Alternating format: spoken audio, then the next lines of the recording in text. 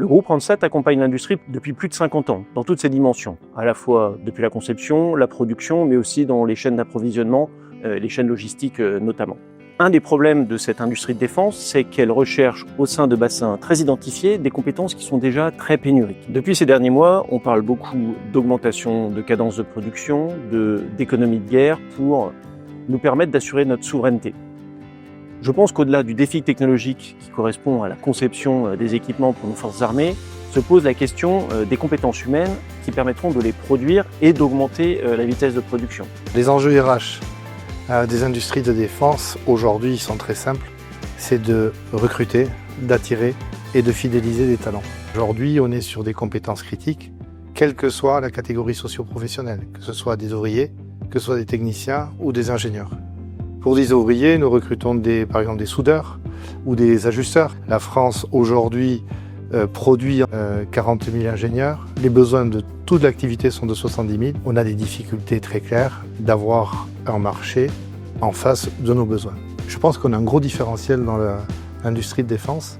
Il s'agit de la question du sens.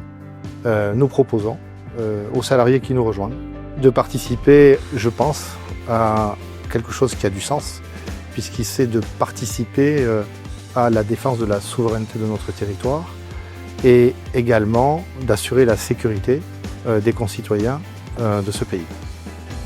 Aujourd'hui, il y a plus de 10 000 postes non pourvus au sein de la filière de défense. Ce sont des profils pénuriques recherchés par différentes industries et je pense que nous pouvons résoudre ce problème en travaillant à plusieurs, à la fois l'État, les acteurs de l'emploi comme le groupe Randstad, les institutionnels et bien sûr les industriels. Nous sommes à un tournant dans l'attractivité du secteur de la défense et aujourd'hui nous avons l'occasion unique de revaloriser ces métiers techniques qui sont indispensables à la filière. Je pense que la France doit se mobiliser pour apporter des dizaines de milliers de salariés à ce secteur de la défense. Comment le ministère du Travail peut aider? C'est en aidant à fabriquer des ressources humaines, des compétences nombreuses, un peu partout, dans les spots peut-être les plus concernés. Notre travail, c'est d'aider à fabriquer ces ressources humaines. C'est France Travail qui va faire le point de toutes les ressources possibles, les hommes, les femmes, les jeunes, les seniors, aussi les travailleurs peut-être en situation de handicap, même les travailleurs parfois un peu éloignés de l'emploi.